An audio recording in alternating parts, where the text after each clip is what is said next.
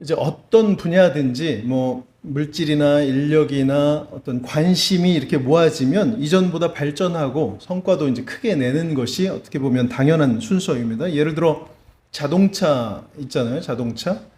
이게 언제부턴가 모든 사람들의 필수적인 그 아이템, 필수적인 수단이 됐죠. 예전하고 다르게. 그렇게 되면서 많은 그 회사가 생겨나고 자동차 회사들이 생겨나고 또 엄청난 투자도 그 분야에 일어나고 했을 때 사람들은 그저 달리고 서는 이것에 만족하지 않고 이제는 디자인이나 성능까지도 관심을 기울이게 됐습니다. 그러니까 이제 더 이 시장이 커져가고 전에는 상상도 못한 기능이나 디자인도 나오게 됐잖아요. 지금은 이제 전기차 이것도 얼마나 잘 나오는지 그 기능을 다 쓰지도 못할 만큼 그렇게 많이 있다고 하더라고요. 그런데 이렇게 빼어난 디자인과 성능을 가진 자동차도 사고는 뭐 때문에 일어나요? 자동차 사고는 뭐 때문에 일어납니까? 어떤 문제로? 달리고 서는 문제로. 그렇죠? 그러니까 뭐 카메라가 막 생겨가지고 차에 막 360도를 다 볼 수 있잖아요, 요즘에는. 뿐만 아니라 스피커도 전에는 뭐 몇 개 안 달렸는데 지금은 30개가 넘게 스피커 달린 자동차도 있대요. 그래서 막 그 현장에 있는 것 같은 어떤 음악회 현장에 있는 것 같은 그런 느낌의 그 사운드도 들을 수 있고 안마의자도 있는 의자 그 차 있잖아요. 그러면 편안한 운전에 도움을 주고 그렇게 되지만 그것이 없다고 해서 그런 기능이 잘 안 된다고 해서 사고는 안 난다. 그렇죠. 그런 문제로 사고가 나는 경우는 거의 없다. 역시 자동차의 근본적인 요소는 뭐예요? 지금도 여전히 달리고 서는 것 이겁니다. 이게 안 될 때, 달리고 서는 이 기본이 안 될 때 문제가 생기고 사고로 이어지게 된다 하는 겁니다. 왜 이런 얘기를 할까? 여러분, 우리 신앙에도 주로 무엇 때문에 문제가 생기죠? 어떤 것 때문에 우리 신앙에 문제가 생겨요? 뭐 예배가 뭘 제대로 갖추지 못해서 뭐 시스템이나 어떤 뭐 예배당이 초라하거나 그러면 문제가 생깁니까? 아니면 뭐 성경책이 낡았거나 아니면 찬양을 하는데 전문가들이 없어서 그래서 문제가 생깁니까? 요즘 교회와 교인들에 대한 사회의 비판은 사실 우리의 믿음 자체가 아니라 뭐 때문에? 믿는다고 하는 자들의 말과 행동과 어떤 주장하는 바 이것들이 그들의 기대와 다르기 때문에 생겨나는 겁니다. 받게 되는 겁니다. 신앙적인 구별이 아니라 마치 유태인들처럼 요즘의 유태인들처럼 선민의식과 어떤 차별적인 생각을 하는데 이게 말씀에 기반하지 못하기 때문에 문제들이 생겨난다는 것입니다. 자기들의 주장을 마치 말씀인 것처럼 하나님의 뜻인 것처럼 그렇게 내세우고 거기에 안 맞으면 막 원수처럼 비난하고 적대시하고 그런 게 이제 일상화가 됐잖아요. 이거는 거짓 신앙이라고 할 수 있는데 이런 게 너무나 많아지고 있어. 그러면 왜 이런 일이 자꾸만 생겨나는 걸까? 바로 기본을 무시하기 때문에 그렇다. 우리 신앙의 가장 기본 그러면서도 가장 중요한 거 이게 뭡니까? 이게 디모데전서 4장 5절인데 하나님의 말씀과 기도로 거룩하여짐입니다. 우리는 말씀과 기도로 성숙하게 되고 하나님이 원하시는 거룩한 성도가 될 수 있습니다. 이게 기본이지만 이게 없으면 껍데기만 되는 것입니다. 그래서 오늘 본문을 통해 그렇게 기본에 충실한 신앙, 말씀으로 성장하는 믿음에 대해서 한번 살펴보도록 하겠습니다. 오늘 이 마가복음 4장은 이제 아까도 말씀드렸죠. 1절부터 20절까지 예수님께서 이제 직접 비유로 주시는 말씀인데 마가복음 기준으로 볼 때는 이게 첫 번째 비유예요. 첫 번째 비유. 근데 이 비유는 우리가 잘 아는 것처럼 말씀을 듣는 태도, 더 나아가서는 이제 믿음과 그 말씀이 우리 삶에서 어떤 열매를 맺는지 이것에 대해서 이제 선명하게 가르쳐 주고 있습니다. 특별히 이 비유에서 뿌려지는 씨가 하나님의 말씀, 이것을 우리가 기억해야 됩니다. 30배, 60배, 100배 이게 나오잖아요. 그러니까 우리가 막 기도할 때도 이거를 많이 인용을 해서 기도하고 하는데, 그러니까 어떤 생각해요? 이 씨앗이 마치 어떤 소원인 것처럼, 기대인 것처럼 내 소원이 30배, 60배, 100배가 되기를 바라는 그 마음을 가지고 이 말씀을 받아들이는 경우가 있는데, 그렇게 전하기도 하는데 우리가 분명히 알아야 된다는 것입니다. 이 씨는 뭐라고요? 말씀이라고. 말씀. 우리 마음에 뿌려진 말씀의 씨앗이 풍성한 결실로 이어질 수 있도록 우리가 어떠한 마음, 어떠한 자세를 가져야 할지 이것과 함께 우리가 생각해 보도록 하겠습니다. 첫 번째, 뿌려지는 씨앗 14절입니다. 14절 같이 읽습니다. 시작. 뿌리는 자는 말씀을 뿌리는 것이라. 네, 예수님께서 지금 이 비유를 설명하시면서 명확하게 말씀하셨습니다. 뿌리는 자는 뭘 뿌리는 거예요? 말씀. 하나님의 말씀을 뿌리는 것이라. 그러니까 뭐 농작물의 씨앗 이런 것이 아니라 이 말씀, 이 씨앗, 생명력이 있는 씨앗, 말씀의 씨앗, 이것을 말하는 것이죠. 창조의 능력일 수 있고 또 우리의 영혼을 살리고 구원에 이르게 하는 능력이 될 수도 있습니다. 또한 이 말씀은 진리가 되며 우리 삶의 빛이라고도 말할 수 있겠습니다. 하나님은 끊임없이 이 생명의 씨앗을 우리 삶의 다양한 환경 속에서 뿌리고 계십니다. 오늘 이렇게 주일 예배 설교를 통해서도 또 우리가 성경 공부하는데 그 성경 공부 같은 것을 통해서도 개인적인 묵상을 통해서도 아니면 우리 일상에서 만나는 사람들을 통해서 또 그 경험들을 통해서도 우리 삶에 말씀의 씨앗을 계속해서 뿌려주고 계세요. 근데 앞에서도 말씀드렸지만 소원과 기대가 아니라 말씀이 우리 삶 곳곳에 뿌려지고 있다. 뿌려져야 한다. 이것을 우리가 분명하게 기억해야 됩니다. 마태복음 13장 12절 무릇 있는 자는 받아 넉넉하게 되되 없는 자는 그 있는 것도 빼앗기리라. 그러니까 이것을 제대로 알지 못하는 사람은 내 마음대로 받아들이고 또 생각하고 아무리 열심히 믿어도 그런 사람 사실은 앞에서 말한 것처럼 자기 주장대로 믿는 거잖아요. 이거는 가짜 믿음입니다. 가짜 믿음이기 때문에 오히려 점점 잃게 된다는 거예요. 그리고 구원과 멀어지는 결과를 맞게 되는 것입니다. 복음서에 보면 주님 앞에 각자 그 육신의 소원, 물질의 소원 이런 기대를 갖고 왔다가 떠나간 사람 얼마나 많이 있습니까? 나는 이미 받았으니까 떠나가고 이제는 더는 없다고 생각해서 떠나가고 그런 사람들은 천국의 비밀도 알지 못하게 되고 구원도 받지 못하는 인생들이 된다. 이 말씀 주님이 지금 하고 계신 것입니다. 두 번째 우리가 알아야 될 것은 이제 네 종류의 밭이죠. 우리가 너무나 잘 알고 있는 이것은 말씀을 듣는 어떤 다양한 마음의 상태, 믿음 이렇게도 말할 수 있는데 같은 씨가 뿌려져도 같은 씨앗이 뿌려져도 그 결과는 밭의 상태에 따라서 달라진다 하는 것입니다. 주님께서 이 지금 네 종류의 밭으로 이제 말씀을 듣는 사람들의 네 가지 마음 이것을 이제 비유하고 계세요. 첫 번째는 뭡니까? 길가. 15절 이 말씀 함께 보겠습니다.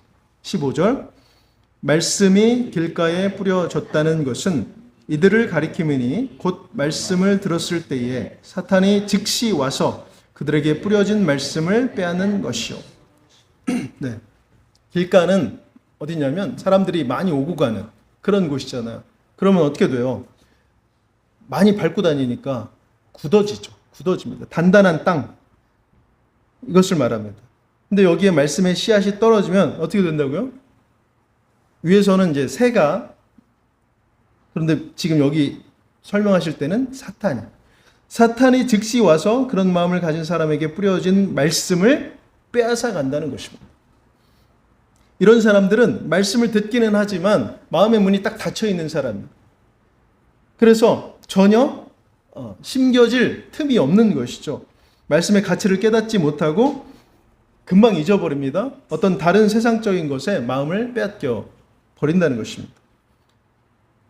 사탄은 사실 이 말씀대로, 그러니까 하나님의 뜻대로 사는 사람을 가장 싫어하죠. 마치 욥 같은 사람들. 반대로 말씀을 제쳐두고 뭐 교회 안에서도 직분의 메인 사람, 뭔가를 얻고자 안달을 하는 사람, 또 그리스도인이라는 이름에 전혀 어울리지 않는 사람이 되도록 힘을 쓰는 게 바로 사탄입니다. 그런 사람은 더욱 말씀에 접근하지 못하도록 딱 막아서는 게 사탄은 자기 사명으로 알고 있는 거예요. 여러분, 혹시 우리 마음이 세상의 소원이나 죄악으로 인해서 단단하게 굳어져 있지 않습니까? 말씀이 들어가도록 죄와 멀어지고 육신에 매이지 않는 그런 우리가 되기를 바랍니다. 말씀을 들을 때마다 온 마음을 다해서 말씀을 받고 사탄이 말씀을 빼앗아가지 못하도록 영적으로 늘 깨어 있어야 되는 것입니다. 그게 우리 성도들이 살아야 될 삶이 되겠습니다. 두 번째는 어디요? 돌밭입니다. 16절, 17절 함께 보겠습니다. 또 이와 같이 돌밭에 뿌려졌다는 것은 이들을 가리킴이니 곧 말씀을 들을 때에 즉시 기쁨으로 받으나 그 속에 뿌리가 없어 잠깐 견디다가 말씀으로 인하여 환난이나 박해가 일어나는 때에는 곧 넘어지는 자들. 돌밭이라고 하는 곳은 흙이 별로 없죠. 돌이 여기저기 막 있는 겁니다. 그러면 어떻게 돼요? 씨가 떨어져서 들어가도 뿌리가 제대로 뻗지 못하게 되는 것입니다. 이런 곳에 말씀의 씨앗이 떨어지면 어떻게 된다고요? 처음에는 말씀을 기쁨으로 받지만 어떤 삶의 어려움, 뭐 환난이나 박해까지 안 가도 삶의 조금의 어려움, 위기 이런 것이 닥쳐오면 곧 넘어지는 자들이 된다. 이게 주님의 말씀이에요. 이런 사람은 말씀의 깊은 의미를 깨닫고 어떤 말씀이 삶의 기초가 되지 못하기 때문에 어려움이 닥치면 이 신앙을 쉽게 포기해 버리고 마는 것입니다. 내가 그렇게 믿었는데 왜 이렇게 되는 거야? 부흥회, 요즘에 이제 부흥회가 예전만큼 없긴 한데 부흥회 같은 데를 가보면 늘 있는 사람이 있어요. 이쪽 교회에서도 거기 앉아있고 저쪽 교회에서도 거기 앉아있고 그런 사람들 아마 보셨을 겁니다. 어디에서 부흥회를 해도 그 오는 사람. 근데 그런 분들은 왜 그렇게 다니는 거예요? 부흥회가 아니면 말씀이 말씀같이 들리지 않는 겁니다. 그렇게 드리는 예배나 찬양이 아니면 진짜 예배, 진짜 찬양이라고 생각하지 않는 거예요. 그래서 그런 데만 쫓아다니는 것이죠. 근데 여러분, 말씀은 듣는 게 전부가 아니죠. 듣는 게 다가 아닙니다. 말씀은 듣고 그 말씀대로 순종하는 게 진짜 말씀을 들은 사람들의 삶이 되는 것입니다. 그런데 계속 이렇게 들을 때만 좋은 사람이 있다는 거예요. 부흥의 매니아라고 할 수 있죠. 들을 때만 좋은 사람. 이런 사람이 되면 반드시 문제가 생긴다. 그래서 우리가 뭐라고 말합니까? 삶이 믿음이고 삶이 예배해야 한다. 이 말씀 드리는 것입니다. 우리의 믿음은 삶 속에 얼마나 깊이 뿌리 내리고 있습니까? 말씀이 우리 이 삶과 인격 깊숙이 스며들어서 어떤 어려움 속에서도 흔들리지 않는 믿음이 되도록 우리가 끊임없이 말씀을 묵상하고 또 우리 삶으로 살아내는 그런 성도 될 수 있기를 바랍니다. 세 번째는 가시떨기 밭입니다. 가시떨기, 가시덤불이죠. 18절, 19절 이 말씀 함께 보겠습니다. 또 어떤 이는 가시떨기에 뿌려진 자니 이들은 말씀을 듣기는 하되 세상의 염려와 재물의 유혹과 기타 욕심이 들어와 말씀을 막아 결실하지 못하게 되는 자예요. 네. 가시떨기 밭은 말씀의 씨앗과 함께 자라난 뭐가 있다는 거예요? 가시가 있대요. 그걸 이제 뭐라고 말씀하냐면 세상의 염려, 재물의 유혹, 기타 욕심 이렇게 말하고 있습니다. 이것들이 말씀의 기운을 막아서 이 열매를 제대로 맺지 못하게 한다는 것입니다. 이런 사람들은 말씀을 듣고 이해도 하는 것처럼 그렇게 보이지만 세상적인 염려가 앞서는 거예요. 그 욕심이 앞선다는 것입니다. 그것들 때문에 말씀이 자라지도 못하고 열매도 맺지 못하게 된다. 예배 드리면서도 머릿속에 온통 사업 생각만, 이 사업이 어떻게 될까? 걱정합니다. 또 기도하면서도 의심했다가 기대했다가 이렇게 왔다 갔다 하는 사람들이 있어요. 무엇보다 믿음의 인생이라고 자기 스스로를 말하면서 온갖 세상의 욕심을 다 가진 사람, 이런 사람의 마음을 이 가시떨기밭이라고 표현하고 있는 것입니다. 특별히 여기 나오는 이 욕심 있잖아요. 욕심들. 이게 뭐냐면 잠깐의 즐거움을 주는 것들이라는 것이죠. 잠깐의 즐거움을 주는 것들. 이러면 이런 사람은 당연히 영원한 기쁨, 영원한 천국의 기쁨은 동시에 얻을 수 없게 되는 것이죠. 잠깐의 기쁨, 즐거움을 바라면 이제 처음에는 이 작은 것에 만족하지만 그 다음엔 더 큰 것, 더 큰 것 이렇게 바라게 되죠. 그러다가 결국은 만족을 얻지 못하게 되는 것입니다. 그러면 고통과 슬픔에 빠지게 되고 영원한 기쁨을 줄 수 있는 그 믿음과 완전히 멀어지는 인생이 되니까 얼마나 불행한 삶이 되는 것입니까? 여러분, 세상의 염려와 재물에 대한 유혹, 다른 온갖 욕심들이 지금 우리의 마음을 가득 채우고 있지는 않습니까? 우리 삶에서 말씀을 가로막는 이런 가시덤불들 과감히 제거하고 말씀이 온전히 자랄 수 있는 영적인 공간, 우리 삶에, 우리 마음 속에 우리가 만들어낼 수 있기를 원합니다. 마지막으로 좋은 밭이 나옵니다. 좋은 밭 20절 함께 보겠습니다. 20절 시작. 좋은 땅에 뿌려졌다는 것은 곧 말씀을 듣고 받아 30배나 60배나 100배의 결실을 하는 자니라. 네, 좋은 밭은 말씀을 듣고 받은 사람. 듣고 받은 사람. 여기 이제 바다가 나오잖아요. 바다. 파라데코마이, 이게 무슨 뜻이냐면 인정하다 이런 뜻입니다. 인정. 그러니까 그냥 듣기만 하는 게 아니라 어떻게 하는 거예요? 듣고 깨닫고 지키고 인내로 결실을 맺는 사람, 이런 사람을 말하는 것이죠. 이제 오늘 평행 본문이 되는 마태복음 13장과 누가복음 8장에 보면 이 내용이 그대로 들어 있어요. 깨닫고 지키고 인내로 결실을 맺는 사람. 이렇게 듣고 받고 이해하고 인내하며 지키면 어떻게 된다고요? 30배, 60배, 100배의 풍성한 열매를 맺게 된다. 한마디로 말하면 말씀에 순종하는 삶으로 살아내는 인생들, 이제 이런 사람들을 말하는 것이죠.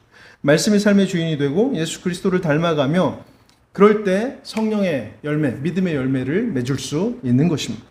여러분, 우리는 마음밭을 이 좋은 땅으로 가꾸기 위해서 노력해야 됩니다. 말씀을 사모하고 겸손한 마음으로 말씀을 받으며 인내하며 순종함으로써 풍성한 열매를 맺을 수 있게 되는 것입니다. 그게 바로 성도의 믿음, 성도의 자세라고 할 수 있겠습니다. 마지막 세 번째, 말씀의 씨앗으로 결실하는 삶. 결국 이제 오늘 이 비유는 우리의 삶을 강조하는 거잖아요. 어떻게 살아야 하는가. 농부는 좋은 씨앗을 뿌리더라도 밭이 좋지 않으면 좋은 결실 맺을 수 없는 것입니다. 하나님께서 우리에게 귀한 말씀을 계속해서 뿌려주시지만 우리가 어떤 마음으로 그 말씀을 받느냐에 따라서 우리 삶의 결실이 달라집니다. 그렇죠? 특별히 제가 오늘 말씀드리고 싶은 것은 우리가 지금까지 들어온 대로 그것도 정말 중요하지만 우리 마음밭이 어떤 밭인가도 중요하지만 심겨질 씨가 하나님의 말씀이라는 것을 다시 한번 우리가 분명하게 기억해야 되겠습니다. 다시 한번 정리하면 첫 번째, 우리가 성도가 해야 될 일, 마음의 밭을 갈기, 기경하기 이렇게 말하죠. 길가처럼 굳어진 마음의 문을 열고 말씀을 환영하는 자세가 필요하다. 언제 어느 때라도 말씀을 나에게 주신 하나님의 말씀, 능력 이렇게 받아들여야 된다는 것입니다. 무관심, 어떤 완고함, 강팍함 이것 다 버리고 겸손히 말씀을 듣고자 하는 의지를 우리가 분명하게 갖고 있어야 된다. 두 번째는 뿌리 내리기. 돌밭처럼 얕은 믿음에서 벗어나서 깊이 말씀이 뿌리 내릴 수 있는 그런 우리의 삶이 되어야 합니다. 꾸준히 읽고 묵상하고 특별히 우리 삶에 적용해야 되는 거예요. 오늘 이 자리에서 들은 말씀이 저 문을 나가면서 여기에 두고 가는 것이 아니라 내 삶 가운데서 온전히 나타날 수 있도록 그렇게 해야 됩니다. 어려움과 환난을 만나도 흔들리지 않는 그런 믿음의 뿌리를 굳게 내려야 한다. 세 번째, 가시덤불 제거하기. 이것도 필요합니다. 가시떨기 밭처럼 우리 마음을 올가매는 세상의 염려들 있죠. 유혹들 있습니다. 또 온갖 욕심들이 있는데 이것들 다 끊어내야 한다는 것입니다. 우리의 삶의 우선순위를 말씀에 둬야 한다는 것이죠. 하나님의 말씀에 우리 삶의 우선순위를 둬야 한다.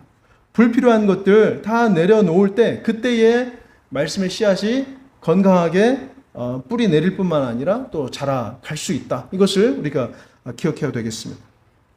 마지막으로 순종의 삶으로 열매 맺기, 이것이 있어야 되죠. 좋은 밭처럼 말씀을 듣고 깨달은 대로 뭐가 필요해요? 순종하는 것, 이게 필요하다.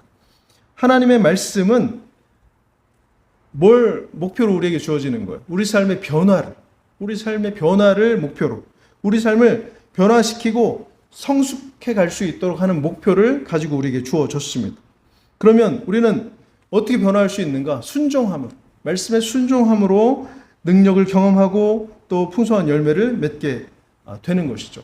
순종이 우리가 열매를 맺을 수 있는 유일하면서 특별한 방법이 되는 것입니다.